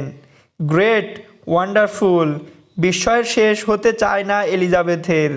এমন ঐতিহাসিক শিল্পকর্ম ব্যবহারের সুযোগ কে পায়? ওর যেন ইচ্ছা মেট্রোপলিটন মিউজিয়াম অফ আর্টে এই আসনটি সযত্নে তুলে রাখে। এই আসনে বসে এলিজাবেথ মাংস খেতে চাইল না। নিরামিষী সাহেব মেমের কথা খোকনও কখনো লেখেনি। আগে আমি খুব মাংস খেতাম, কিন্তু কয়েক মাস হলো ওসবের সংস্পর্শে নেই। কেন, স্বাস্থ্যের জন্যে? জিজ্ঞাসা করে দিবাকর। মুখের মুক্তগুলি আবার ঝলমল করে উঠল। আমার নয়, মুরগিদের জন্য। এলিজাবেথ কেমন সহজ করে দিল পরিবেশটা। বেশ লজ্জায় পড়ে গেল সুহাসিনী। বাড়িতে নিজের জন্য যে নিরামিষ রান্না তোলা ছিল তা বার করে দিলেন। খুব আনন্দ করে খেলো এলিজাবেথ। শুধু মাঝে মাঝে বাঁ হাতটাও ব্যবহার করে ফেললো। হঠাৎ খেয়াল হওয়ায় বাঁ হাতটা মুখ থেকে সরিয়ে ক্ষমা ভিক্ষা করলো এলিজাবেথ। Very sorry. আমি জানি খাওয়ার সময় লেফট হ্যান্ডের কোনো রোল নেই। ভেরি ব্যাড ম্যানার এই বাঁ হাত ব্যবহার করা। একগাল হেসে এলিজাবেথ বলল, ইউ ইন্ডিয়ান, তোমরা প্রত্যেকে এক একটি ম্যাজিশিয়ান। আমরা যা দুহাতে গোটা কয়েক যন্ত্র নিয়ে পারি না, তা তোমরা ডান হাতে কয়েকটা আঙ্গুলে কত সহজে ম্যানেজ করো। পশ্চিমী হাতের বন্দনা করতে গেলেন শ্যামসুন্দর। এলিজাবেথ একমত হলো না। অমলেন্দুও আমাকে ওই কথা বলেছিল, কিন্তু আমার মতে হাতের ম্যাক্সিমাম ব্যবহার তোমরাই করে থাকো। আমরা হাতে 10 এর বেশি গুনতে পারি না। আর তোমাদের দেশে একটা ছোট ছেলে এক হাতে 20 কাউন্ট করতে পারে। এলিজাবেথের আন্তরিকতায় সন্তুষ্ট হলেন শ্যামসুন্দর। এবার তোমাদের আমাকে ক্ষমা করতে হবে, মাথায় চুল নাড়িয়ে ঘোষণা করল এলিজাবেথ। শশব্যস্ত হয়ে উঠলেন সুহাসিনী। পা দুটো আর মুড়ে রাখতে পারছি না, এই বলে আসন থেকে বার করে পা দুটো পুরো সরিয়ে দিল মধুর হাসিনী এলিজাবেথ গিবসন। আমি জানতাম না এটা যৌক্তিক ডিসিপ্লিন। এখন বুঝছি এইভাবে সবার জন্যে সাধনা প্রয়োজন। নিজেদের অক্ষমতা স্বীকার করছেন এলিজাবেথ। বুঝতে পারছি বরফ ঠান্ডা প্যারালিসিস ক্রমশ পায়ের নখ থেকে উপরে উঠে আসছে। সেন্ট্রেট ইয়োর লেগ। যত খুশি পা সরিয়ে দেবার জন্য বলল দিবাকর। অনুরাধা মিটিমিটি করে হাসতে লাগলো। আমাদের পা সরানোর উপায় নেই কেন জানবার প্রবল কৌতূহল এলিজাবেথের। যখন বাধ্য হয়ে সুহাসিনী বললেন, ওকে বুঝিয়ে দাও, পা সরিয়ে খেলে আয় বুড়ো মেয়েদের বহু দূরে বিয়ে হয়। আর সেই কথা শুনে এলিজাবেথের হাসি থামতে চায় না। কত দূরে? কামন অনুরাধা, জোর করে এলিজাবেথ। অনেক হিসেব করে অনুরাধা বলে, অনেক দূরে, পদ্মা পারে। বিয়ন্ড দ্য রিভার পদ্মামা। এলিজাবেথ গিবসন এসপ্লেনেডের কোনো এক ছোট হোটেলে আশ্রয় নিয়েছে। শ্যামসুন্দর ভেবেছিলেন এখানে এসে থাকবে, কিন্তু বলতে সাহস পেলেন না। এলিজাবেথ একাই রাত্রে হোটেলে ফিরতে চাইছিল, কিন্তু শ্যামসুন্দর রাজি হলেন না। সঙ্গে দিবাকরকে দিলেন। ট্যাক্সি পাওয়ার সম্ভাবনা নেই, কিন্তু এলিজাবেথ গিবসন দমাবার পাত্রী নয়। দিবাকরকে সে বলল, কামন, রিকশায় চড়া যাক। ধর্মতলা এখান থেকে বেশি দূরে হতে পারে না। একটা রিকশায় চলেছে দিবাকর ও এলিজাবেথ। রাস্তার আলোগুলো অ্যানিমিয়াগ্রস্ত বাঙালিদের মতো চেষ্টা করেও হাসতে পারছে না। হাউ ওয়ান্ডারফুল, বলল এলিজাবেথ। এই প্রথম আমার জীবনে আমি একজন বডিগার্ড দ্বারা এক্সাইটেড হচ্ছি। আমার বাবা মা বোন ভাই কেউই বিশ্বাস করবে না এই মহামূল্যবান ভারতীয় ভদ্রতার কথা। এটাই নিয়ম এখানকার। আমরা কোনো মেয়েকে একা ছাড়ি না, দিবাকর উত্তর দিল। কালো কালো পাথরে ঠক্কর খেতে খেতে এবড়ো থেবড়ো পথ ধরে রাতের রিকশা এগিয়ে চলেছে। এলিজাবেথ জিজ্ঞাসা করল, তোমার বোনদের বয়স কত? অনুষা 23 এবং অনুরাধা 25। এরা বাড়িতেই থাকবে? এলিজাবেথ জিজ্ঞাসা করেছে। আকাশ ভেঙে পড়েছে দিবাকরের মাথায়। ওরা কোথায় থাকবে তাহলে? বয়স হলে তোমরা এখনো বাড়ি থেকে বেরিয়ে যাও না? এই যেমন আমরা যাই। এলিজাবেথ সরল মনে জানতে চাইছে, কিন্তু দিবাকর বুঝতে পারছে না বয়স্ক ছেলে মেয়েদের বাড়ি থেকে বেরিয়ে যাবার প্রশ্ন কেন উঠছে। এই যেমন পাখিরা। এলিজাবেথ নিজের আসন্ত চুল সামলে নেয়। উড়তে শিখলে তারা অন্য কোথায়ও চলে যায়। আমার মাকে এই প্রশ্ন করলে তিনি বুঝতেই পারবেন না এলিজাদি। ছেলে মেয়েরা কি পাখি? উড়িয়ে দেবার জন্যই কি ওদের মানুষ করা হয়? দিবাকর শান্তভাবে বলল। ভারী সুন্দর উত্তর দিয়েছো তুমি। আমি লিখে রাখবো। ছেলেমেয়েরা পাখি নয়। রাতের রিক্সা কলকাতার বুক চিরে এলিজাবেথের হোটেলের দিকে এগিয়ে চলল। দিবাকর, তোমার বোনেরা কি করে? রূপসী এলিজাবেথ জানতে চাইল। ওরা আবার কি করবে? প্রশ্নের মাথা মুন্ডু বুঝতে পারছে না দিবাকর। ওরা পড়াশোনা শেষ করেছে।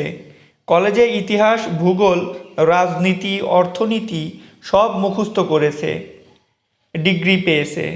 এখন সকালবেলায় ঘুম থেকে উঠে তারপর ঘরকন্নায় মাকে সাহায্য করে। তোমাদের তো হ্যাপিং হ্যান্ড রয়েছে মনে হলো।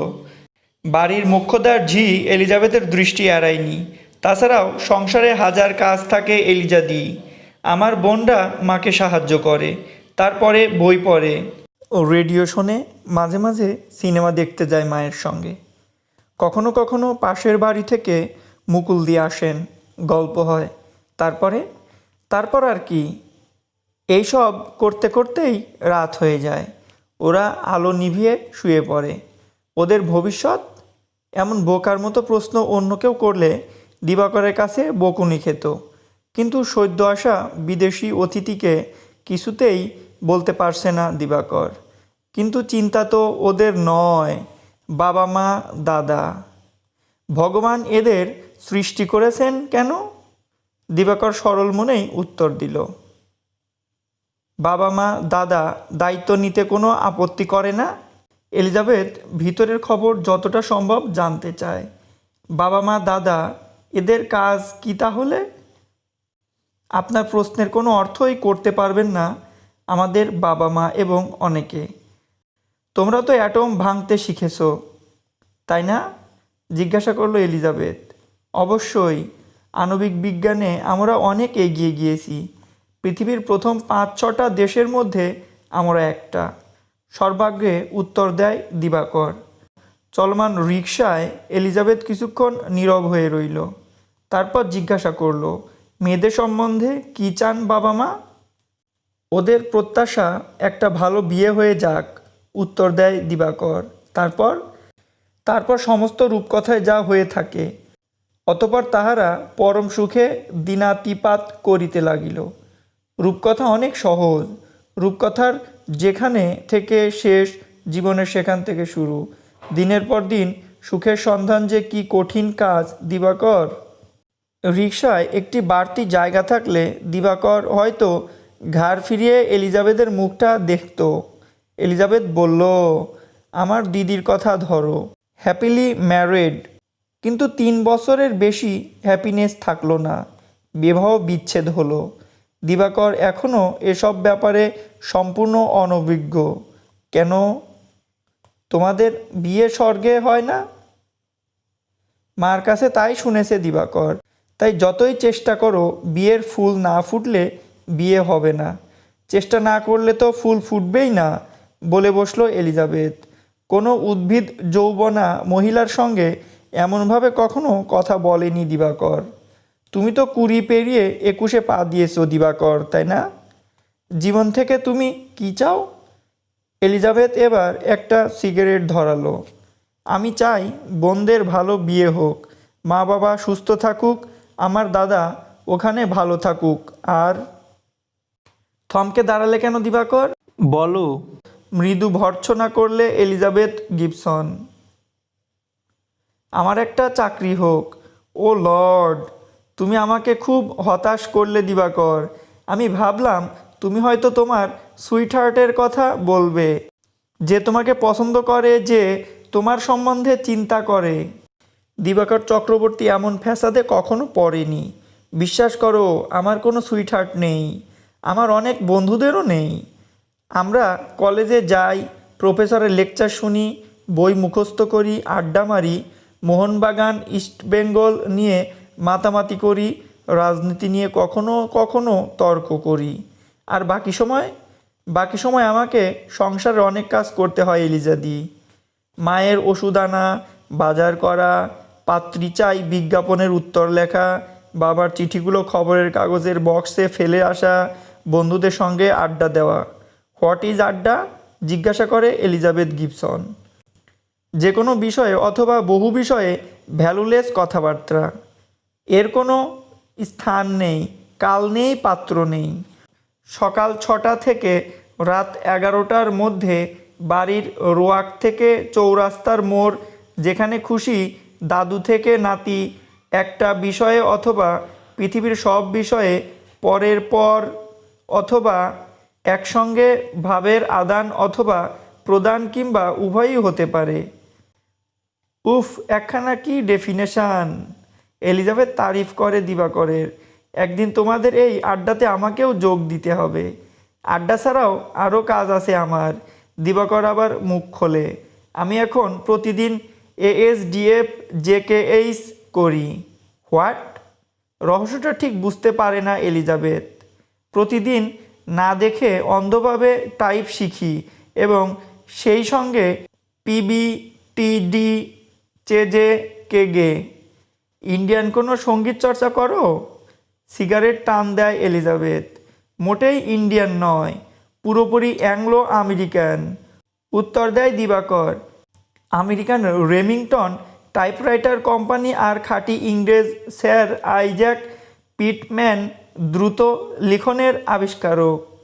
টাইপিংয়ের কাজ পুরুষ মানুষরা করছে তোমাদের দেশে? দিবাকর ভেবেছিল এলিজাবেথ বলবে তোমরা খুব পিছিয়ে আসো, কিন্তু এলিজাবেথ সিগারেটের আগুন নিভিয়ে বলল, তোমরা তাহলে সত্যিই অনেক এগিয়ে আসো। আমাদের দেশে মেয়েরা চাইছে আমেরিকান ছেলেরা টাইপিস্ট হোক, স্টেনোগ্রাফার হোক, নার্স হোক, প্রাইমারি স্কুলের টিচার হোক। এবার লাস্ট কোয়েশ্চেন। এলিজাবেথের হোটেলটা দূর থেকে দেখা যাচ্ছে। তোমার এবং তোমার বোনদের সত্যি কোনো সুইটহার্ট নেই? তুমি সত্যি কেবল চাকরির কথা ভাবছো? আর তোমার দুই বোন চুপচাপ বাড়িতে বসে অপেক্ষা করছে কবে তোমার বাবা খবরের কাগজের বক্স নম্বর থেকে কোনো আশাপ্রদ উত্তর পাবে।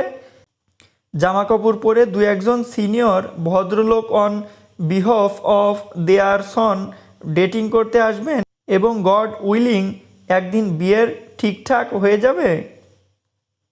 আপনার বিশ্বাস হচ্ছে না? জিজ্ঞাসা করে দিবাকর। না, আমার বিশ্বাস হচ্ছে না দিবাকর। এই তো গতকালও এমন সময় আমি ইউরোপে ছিলাম। এলিজাবেথ এমন ব্যবহার করছে যেন সে প্রকৃতস্থ নেই। Good night. কাল কখন আপনাকে নিতে আসবো এলিজাদি? আমি যদি নিউ ইয়র্ক থেকে এই হোটেলে আসতে পারি তাহলে এই হোটেল থেকে তোমাদের বাড়িতে যেতে পারবো। আমার জন্য ভেবো না। Good night. ও জবা কুসুম শঙ্কায়াসং কাশ্যপেয়ং মহাদূতি। সূর্য প্রণাম শেষ করে উপবীতধারী শ্যামসুন্দর আজ ভাগীরথীর তীরে ঘাটের সিঁড়িতেই গায়ত্রী জপ শুরু করলেন।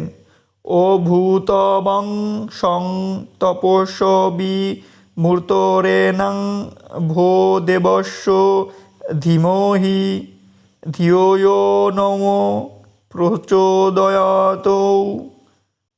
উদাত্ত কণ্ঠে জপ করায় বিশ্বাস করেন শ্যামসুন্দর। হায়! চোখ খুলে অবাক হয়ে গেলেন শ্যামসুন্দর।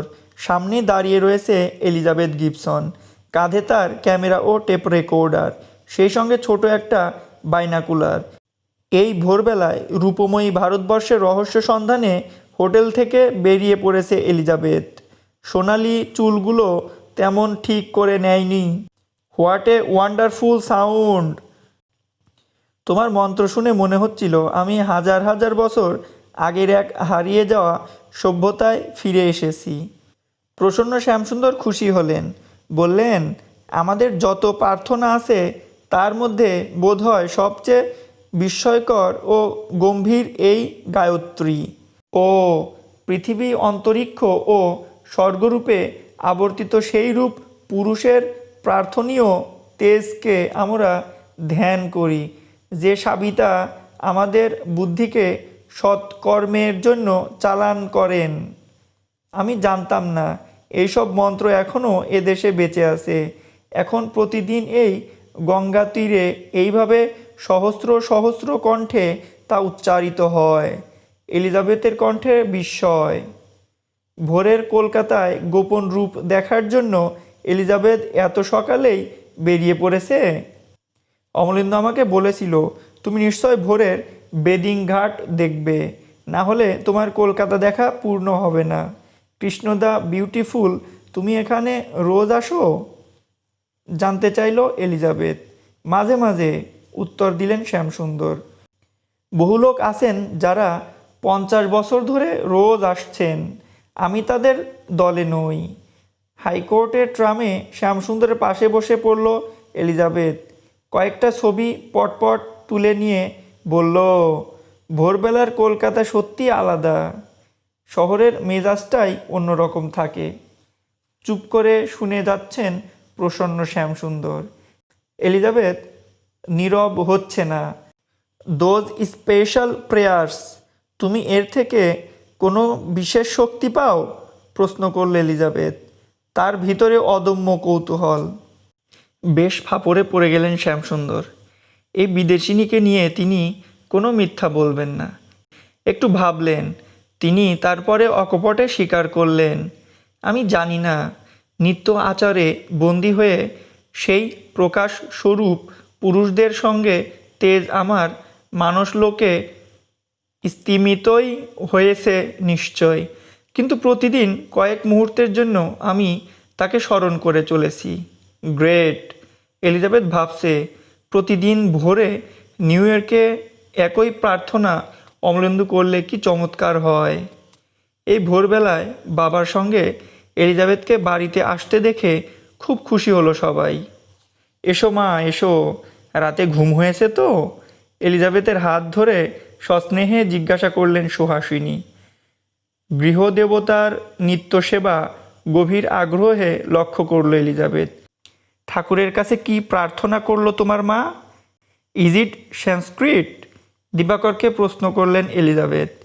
যে কোনো ল্যাঙ্গুয়েজই তুমি গডকে অ্যাপ্রোচ করতে পারো, জানালো দিবাকর। মা চুপি চুপি নিজের বাংলায় বলছে, ঠাকুর সকলকে তুমি ভালো রাখো, আমার মেয়ে দুটোর ভালো বিয়ে হোক, বাবলু যেন মানুষের মতো মানুষ হয়ে একটা চাকরি পায়। কথাগুলো তাড়াতাড়ি রেকর্ড করে নিল এলিজাবেথ। তারপর কি ভেবে বলল, ওর নিজের কি হবে? নিজের জন্য কি চাইলো? মায়েরা নিজের জন্য তো কিছুই চান না। নিজের জন্য চাইলে মা হয়েছে কেন? দিবাকর নিজে না বুঝেই এলিজাবেথকে বোঝাবার চেষ্টা করে। এলিজাবেথ দেখল ঘরের দেওয়ালে একটিমাত্র শিল্পকর্ম শোভা পাচ্ছে। সিনেসোটায় কিছু বাংলা লিখেছিল এলিজাবেথ। একটু চেষ্টা করে চটের ওপর সূচ দিয়ে সেলাই করা লেখা পড়ে নিল, সংসার সুখের হয় রমণীর গুণে। এক কোণে ছোট্ট করে শিল্পীর নাম সুহাসিনী। এলিজাবেথ বুঝতে পারে এই দর্শন নিয়েই এ বাড়ির গৃহিণী সংসারযাত্রা শুরু করেছে। অনুরাধাকে পাকড়াও করলো এলিজাবেথ। কামন অনুরাধা, তুমি এই লেখা সম্বন্ধে কি মনে করো? এমন বিপদে কখনো পড়েনি অনুরাধা। সেই ছোটোবেলা থেকেই তো মায়ের মুখে কথাটা সে বারবার শুনে এসেছে মন্ত্রের মতো। সনাতন সত্য বলেই তো মেনে নিতে হয়েছে সংসারকে সুখী করার ওই পথকে। কখনো তো কারোর মতামত চাওয়া হয়নি। এ বিষয়ে যে ভিন্ন মতের অবকাশ আছে তাও খেয়াল হয়নি। অথচ দর্শন পড়েছে, অর্থনীতি পড়েছে, এমনকি ইবনে সিনার পুতুলের সংসার নাটকও দেখে এসেছে অনুরাধা।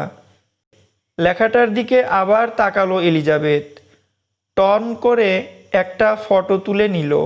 তারপর জিজ্ঞাসা করলো, হোয়াট অ্যাবাউট পুরুষ মানুষ? তাদের গুণে অথবা দোষে সংসারের কি অবস্থা হয়? দুর্দান্ত নারী স্বাধীনতার কথা তুলছে এলিজাবেথ, আন্দাজ করে নেয় অনুরাধা। বিদেশি মেয়েদের এই বিলাসিতার কথা কাগজে সে দেখেছে, কিন্তু কখনো ও বিষয়ে মাথা ঘামায়নি। দিবাকর কাছে ছিল, ভাবলো এবার, বলল, মেয়েদের অস্তিত্বই যে সমাজে বিপন্ন, সেখানে স্বাধীনতার কথা অর্থহীন। কিন্তু অনুরাধা একটু মজা পেয়ে মাকে ডেকে আনলো। এলিজাবেথের প্রশ্নটা বুঝিয়ে দিল সুহাসিনীকে। ভাবলো এবার মা জব্দ হবেন বাইরে মেম সাহেবের কাছে। কিন্তু সুহাসিনীর মধ্যে কোনো চাঞ্চল্য দেখা গেল না। কোনো ভাবনা চিন্তার মধ্যে না গিয়েই তিনি সহজভাবে বললেন, পুরুষ মানুষ হলো স্ত্রীলোকের বাসনকোসন। বঙ্কিমচাটুর্য পর্যন্ত লিখে গিয়েছেন, পুরুষ মানুষ স্ত্রীলোকের তৈজসের মধ্যে, না হলে সংসার চলে না। তোর বাবাকে জিজ্ঞাসা কর। খুব উৎফুল্ল হলো এলিজাবেথ। পুরুষ মানুষ নাথিং বেটার দ্যান রমণীর ক্রোকারিজ অ্যান্ড ইউটেনসিলস। নারী স্বাধীনতার পরিপ্রেক্ষিতে পুরুষের এমন চমৎকার ডেসক্রিপশন যে শেষ পর্যন্ত ভারতবর্ষের এই বেচারাম ব্যানার্জি লেনে পাওয়া যাবে, তা চিন্তা করতে পারেনি এলিজাবেথ গিবসন। পাশের ঘরে শ্যামসুন্দর ছাত্র পড়ানো শুরু করেছে। কৌতূহলী এলিজাবেথ জানতে চায়, এতগুলি ছাত্র একসঙ্গে কি লিখছে। পরীক্ষায় আসতে পারে এমন প্রশ্নের উত্তর দিবাকর বুঝিয়ে বলে। প্রশ্নের উত্তর তো ছাত্র দেবে। দিবাকরের কথা এলিজাবেথ বুঝতে পারছে না।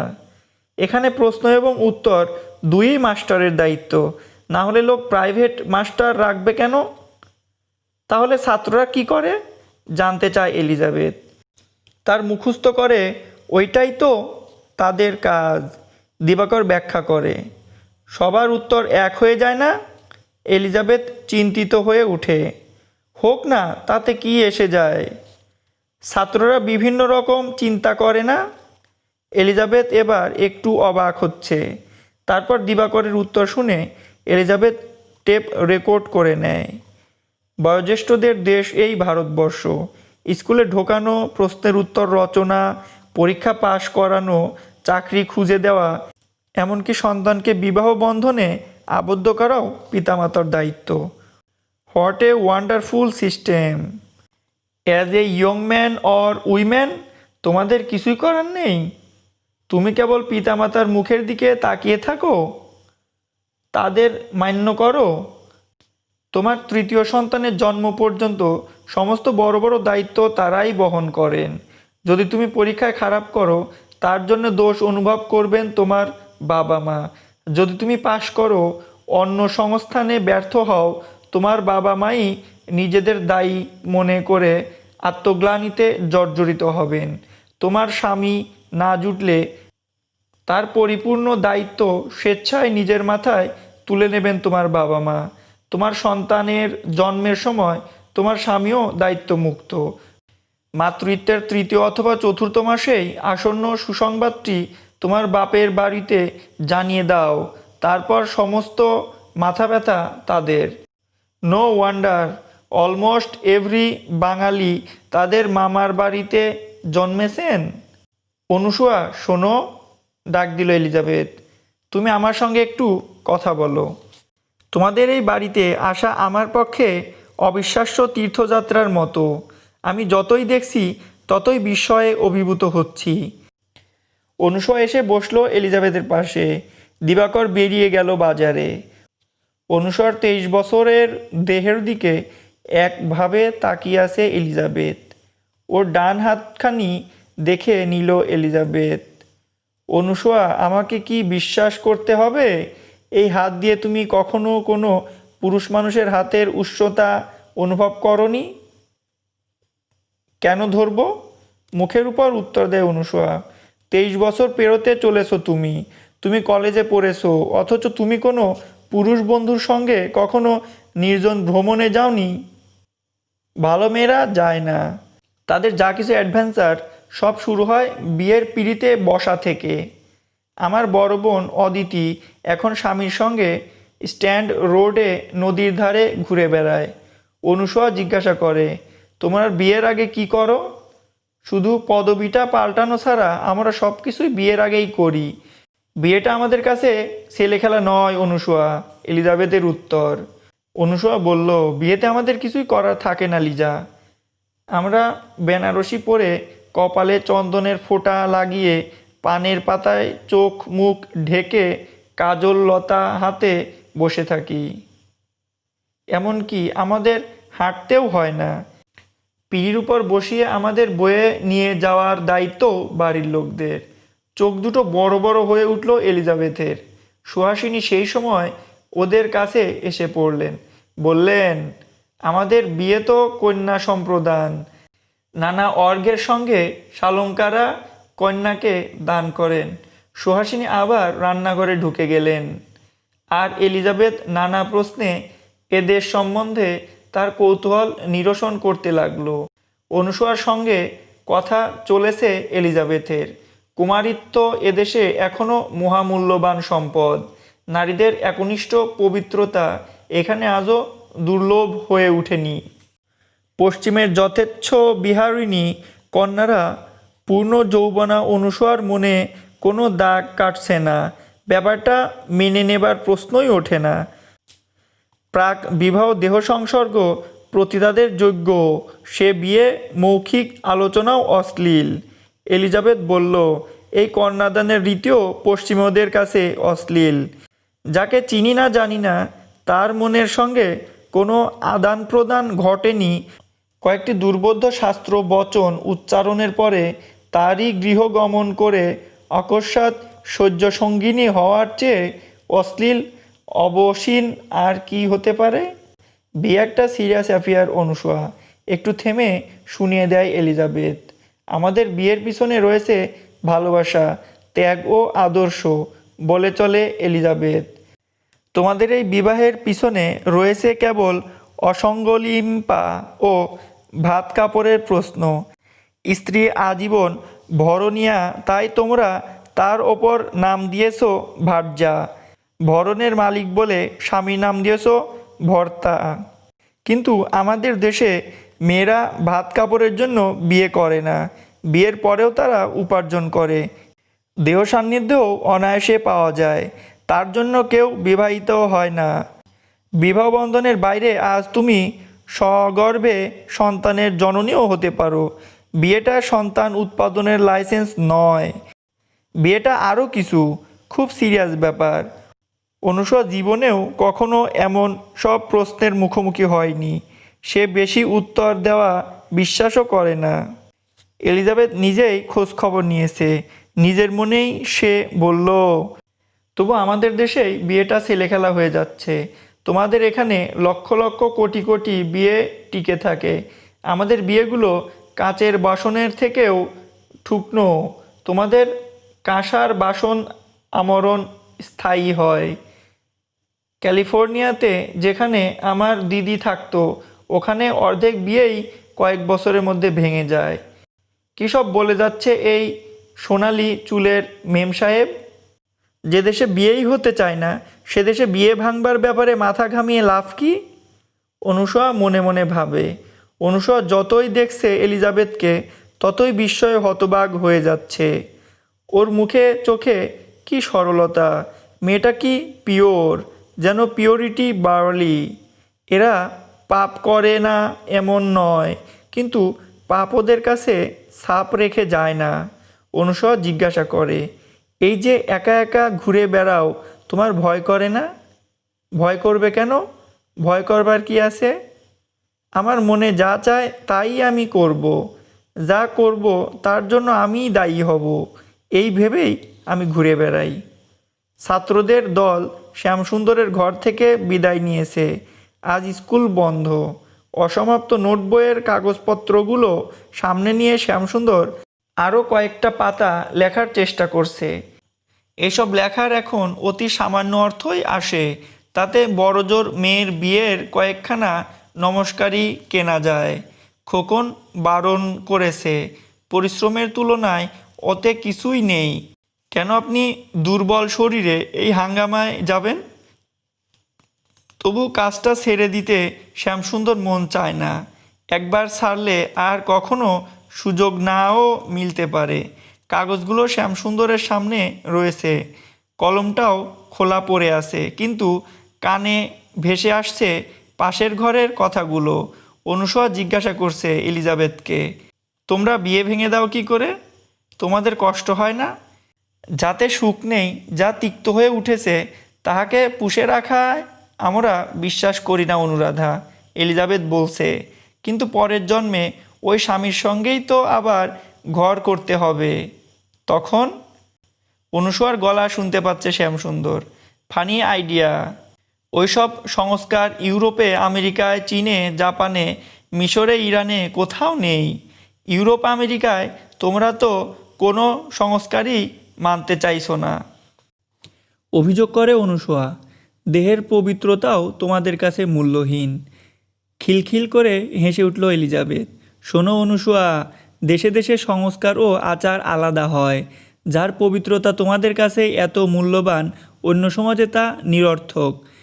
যে কোনো সোসিওলজির বই খুললে দেখবে অন্তত 34টা সমাজে পুরুষ মানুষ তার ভাইয়ের স্ত্রীর সঙ্গে সগর্বে সহবাস করতে পারে। শোনো অনুসয়া, 28টা সমাজে শালিকার সঙ্গে জামাইকবাবুর দেহ সংগর্ভ অন্যায় নয়, এবং অত্যন্ত 6টা সমাজে মাসিমার সঙ্গে দেহ সংস্পর্শ নীতিসঙ্গত। বিয়ের আগে দেহ সংস্পর্শ এখন তো বহু সমাজে মেনে নিয়েছে।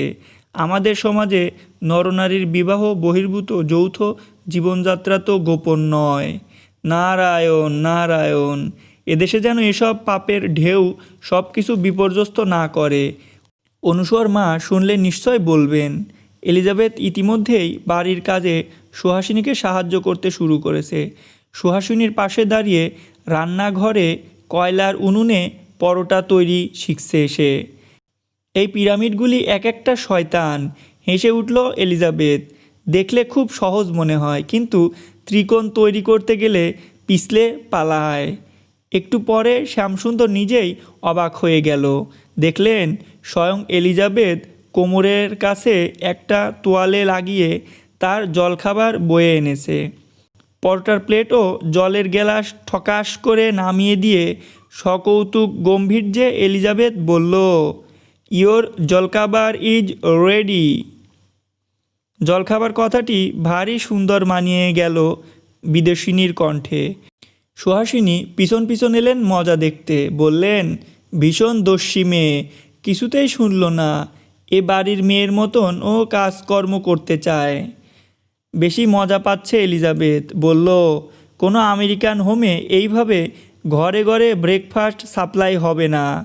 নো রুম সার্ভিস, সবাইকে খাবার টেবিলে জড়ো হতে হবে। আমেরিকান গিন্নি নিজের গতর খরচের ব্যাপারে ভীষণ হিসেবি। প্রয়োজন না থাকলে 1 ক্যালোরি এনার্জিও নষ্ট করবে না। শুনিয়ে দাও দিবাকর এবং মেয়েদের। খাবারের থালা নিয়ে মা তোমাদের পিছন পিছন ছুটবে না আজ থেকে। শ্যামসুন্দর নতুন কিছু শিখে খুশি হলেন। দাঁড়াও দাঁড়াও, তালপাতার সেই সুন্দর যন্ত্রটি কোথায় গেল? এলিজাবেথ কি যেন খুঁজছে। বুঝতে পেরে সুহাসিনী হাত পাখাটা এনে দিলেন। এলিজাবেথ বলল, গতবার আমি দেখেছি আমাকে হাওয়া করা হচ্ছিল। বুঝেছি ভিআইপিকে এই স্পেশাল সুখ দেওয়া হয়। আমি 2খানা এনার্জি এফিসিয়েন্ট হাত পাখা কিনে নিয়ে যাব। সুহাসিনী রান্নাঘরে ফিরে গেলেন, আর এলিজাবেথ ছোট মেয়ের মতো পাখা চালানোর অভ্যাস করতে লাগলো। 2-1বার ধাক্কা লাগলো শ্যামসুন্দরের গায়ে। মৃদু হেসে শ্যামসুন্দর শিখিয়ে দিলেন মানুষের গায়ে লাগলে কিভাবে পাখাটা মেঝেতে ঠুকে দিতে হয়। What is the significance? জানতে চাইল এলিজাবেথ। জানি না, তবে এইভাবে হয়ে আসছে গত 1000 বছর ধরে। আমাদের মেয়েরা এইভাবে বংশানুক্রমে মাটিতে পাখা ঠুকে যাচ্ছে। তারা কখনো কারণ জিজ্ঞাসা করে না। হয়তো সর্বপাপন্ন মাটির স্পর্শে সমস্ত দোষ মুক্ত হয়। পাখা চালিয়েই যাচ্ছে এলিজাবেথ। শ্যামসুন্দর বারণ শুনছে না। শ্যামসুন্দর বললেন, এ বাড়িতে গৃহিণী সমস্ত রাত ধরে এমনিভাবেই পাখা চালিয়েছেন। উফ! চোখ দুটো বড় করে স্পেশাল আওয়াজ করলো এলিজাবেথ। সমস্ত রাত এইভাবে? অসম্ভব। আমার আমেরিকান মাসালগুলো ইতিমধ্যেই ক্লান্ত হয়ে কোলাপসের স্টেজে এসে গিয়েছে। এলিজাবেথের ছেলে মানুষই কিছুটা উপভোগ করছেন শ্যামসুন্দর। এরা একদিকে এত পাকা, আবার একদিকে এত ছেলে মানুষ। 25 বছরের একটা মেয়ে বিদেশে অপরিচিত পরিবেশে এইভাবে নিজের খেলাবরণ সাজাতে পারে, তা চোখে না দেখলে ভাবতেও পারতেন না শ্যামসুন্দর। সিগারেট খাবার জন্য আমার প্রাণ ছটফট করছে, কিছু মনে করো না। এই বলে একটা সিগারেট ধরিয়ে নিল এলিজাবেথ। জল খাওয়া বন্ধ রেখে শ্যামসুন্দর লিখেই চলেছে। নবোদ্যান শ্যামসুন্দরের হাতের লেখা নজরে পড়ল এলিজাবেথের। নিজের বাংলা জ্ঞান খাটিয়ে এলিজাবেথ বলল, আমাকে 1 মিনিট সময় দাও কৃষ্ণদা বিউটিফুল, আমি এর অর্থ বলে দিচ্ছি। লেখায় বিরতি দিয়ে বিদেশিনীর মুখের দিকে তাকিয়ে রইলেন শ্যামসুন্দর। এলিজাবেথ ভেবেচিন্তে বললেন, নবদ্বার, নতুন দরজা, নিউ গেট। আবার কলম ধরলেন শ্যামসুন্দর। হলো না, এখানকার ছাত্ররাও এই ভুল করবে। নব অর্থাৎ 9, দেহরূপ গৃহের 9 দরজা। হোয়াট? দেহের 9টি দরজা? এলিজাবেথের কণ্ঠে বিস্ময়। হিন্দুরা তো তাই বলে এসেছে। মিলিয়ে নাও 9টি ছিদ্র, চক্ষু 2, কর্ণ 2, নাসিকা 3, মুখ, লিঙ্গ ও গুহ। প্রাচীন হিন্দুদের সম্বন্ধে যথেষ্ট কৌতূহল এলিজাবেথের। আমার বিশেষ ভালো লাগে এই লিস্ট, যেমন দেহের 9টি দরজা। অমলেন্দুর কাছে আরও কিছু শুনেছি।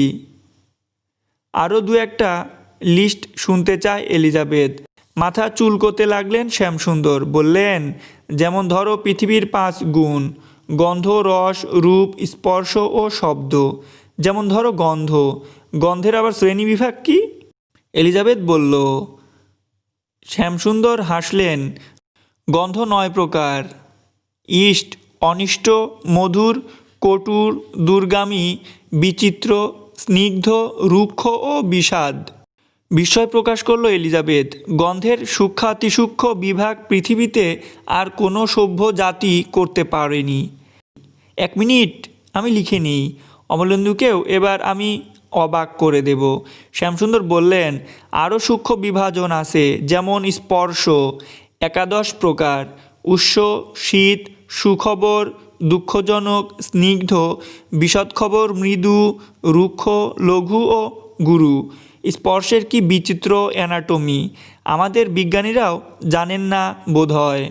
এলিজাবেথের কণ্ঠে সীমাহীন বিস্ময়।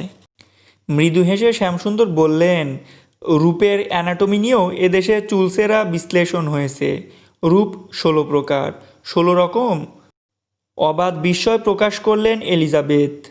শ্যামসুন্দর চোখ বুজে স্মরণ করতে লাগলেন। রূপ: হ্রস্ব, দীর্ঘ, স্থূল, চতুর্কোণ, বর্তুল, শুল্ক, কৃশ, রক্ত, নীল, পীত, অরুণ, কঠিন, চিক্কণ, মধুর, স্নিগ্ধ ও অতি দারুণ। রূপের উদ্ভব তেজ থেকে। টেপে শ্যামসুন্দরের কণ্ঠ রেকর্ড করতে লাগলো এলিজাবেথ এবং গম্ভীর শ্যামসুন্দর বললেন, শব্দের 7 বৈচিত্র্য সম্পর্কে হয়তো শুনেই থাকবে। সরোজ, ঋষভ, গান্ধার, মধ্যম, পঞ্চম, টৈবত ও নিয়াদ। বিস্মিতা এলিজাবেথের চোখ দুটি ক্রমশ বড় হয়ে উঠল। কি বিপুল ঐশ্বর্য তোমাদের পিতৃপুরুষগণ রেখে গিয়েছে! আমাদের ছেলেরা এসবে আগ্রহী নয়, দুঃখ করলেন শ্যামসুন্দর। কিন্তু সে কথা বিশ্বাস করতে চাইল না এলিজাবেথ। ইতিমধ্যে সুহাসিনী কখন শান্তচরণে আবার পিছনে এসে দাঁড়িয়েছেন। হাতের পাখা থামিয়ে এলিজাবেথ লক্ষ্য করল শ্যামসুন্দর পরোটা খাননি। এলিজাবেথ বলতে লাগলো, প্লেট ফেরত নিতে হবে, উনি খাবেন না। কিন্তু মৃদু হেসে সুহাসিনী বললেন, ওগো খাও, সব যে ঠান্ডা হয়ে গেল। এলিজাবেথের কাছে ব্যাপারটা একটু জটিল মনে হচ্ছে। খাবার ইচ্ছে হলে খাবে, না হলে খাবে না, এতে জোর করবার কি আছে?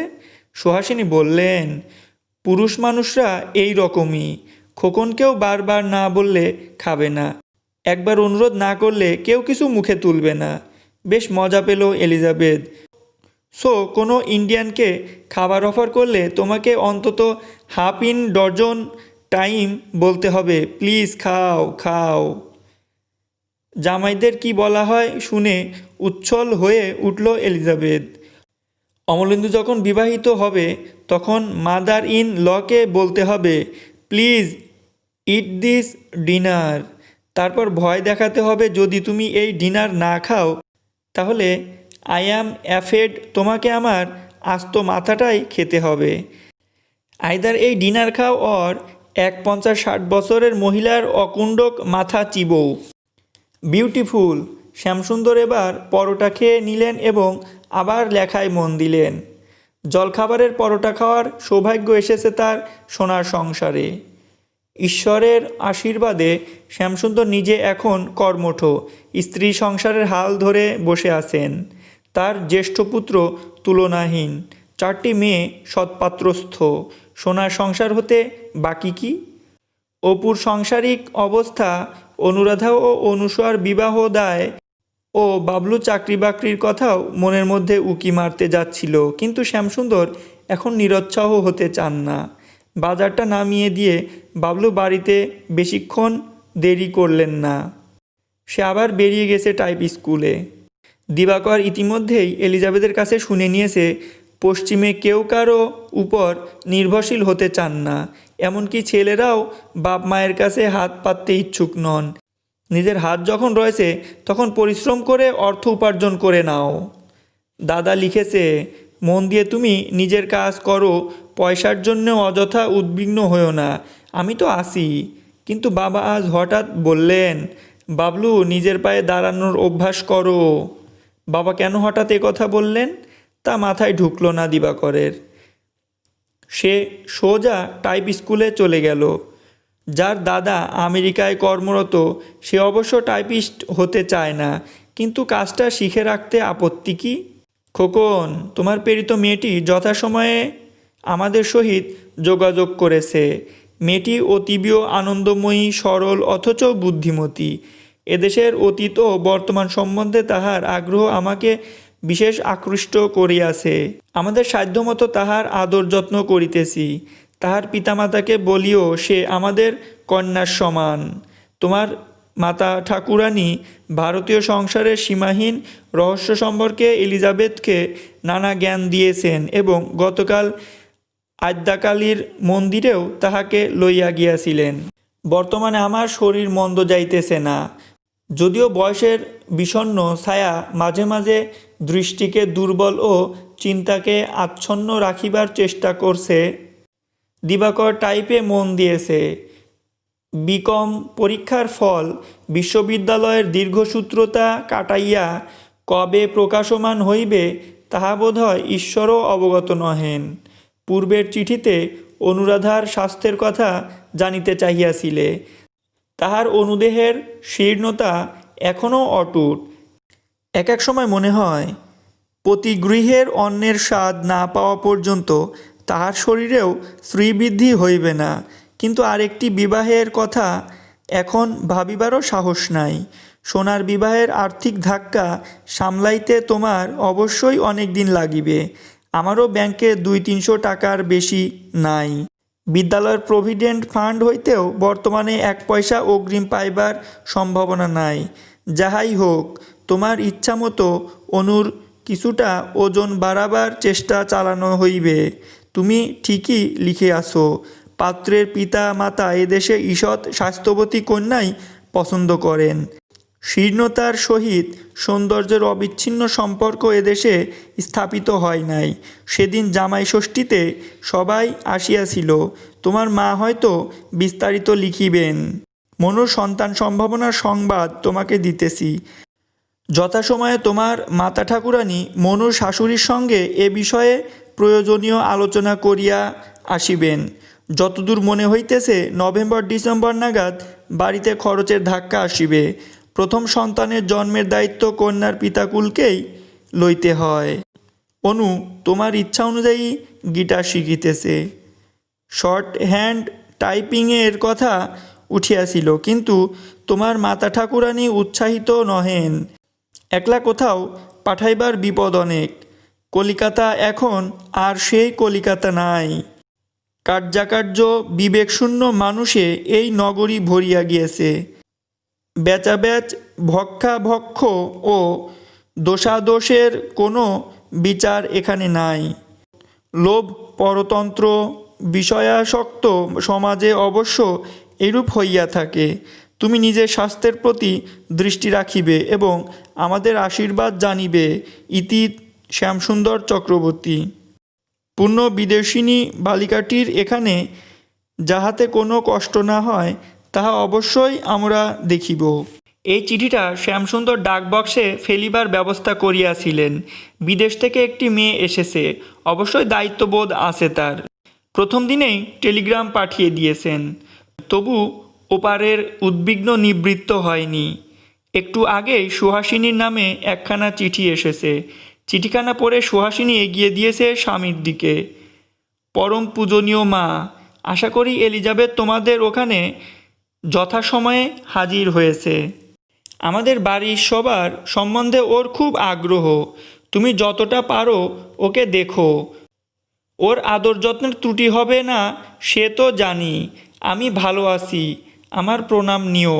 ইতি খোকন। পুনঃ এলিজাবেথকে তোমার কেমন লাগলো জানিও। চিঠিটা কয়েকবার পড়ে ফেললেন শ্যামসুন্দর। এই পূর্ণটাই আচমকা অস্বস্তিকর ধাক্কা দিয়েছে শ্যামসুন্দরকে। স্ত্রীর মুখের দিকে তাকালেন শ্যামসুন্দর। পড়লে? পড়েছি। কিছু বলবে? জিজ্ঞাসা করলেন শ্যামসুন্দর। কিন্তু কিছুই বললেন না সুহাসিনী, অথবা এখনই কিছু বলতে চাইছেন না সুহাসিনী। কত চিঠি তো লেখে খোকন, কখন কোনো ভাবনা হয় না শ্যামসুন্দরের। অথচ একটা সামান্য প্রশ্ন অস্বস্তিকর এই স্তব্ধতা ডেকে এনেছে স্বামী স্ত্রীর মধ্যে। শ্যামসুন্দর নিজেও একটু ভাবতে চাইছেন, কিন্তু খোকন সম্বন্ধে কখনো তো তাকে কিছু ভাবতে হয়নি। নিজেকে মৃদু ভর্ৎসনা করলেন তিনি। বাবলু এখন শ্যামসুন্দরের সামনে এসে দাঁড়িয়েছে। তুমি টাইপের স্পিডটা বাড়িয়ে যেতে বলেছিলে বাবা। স্পিড না বাড়ালে তোমার কোনো মূল্যই নেই চাকরির বাজারে, সাবধান করে দিল গম্ভীর শ্যামসুন্দর। মুকুলদিও তাই বলল বাবা। বাবলুর সরল স্বীকৃতি ভালো লাগলো শ্যামসুন্দরের।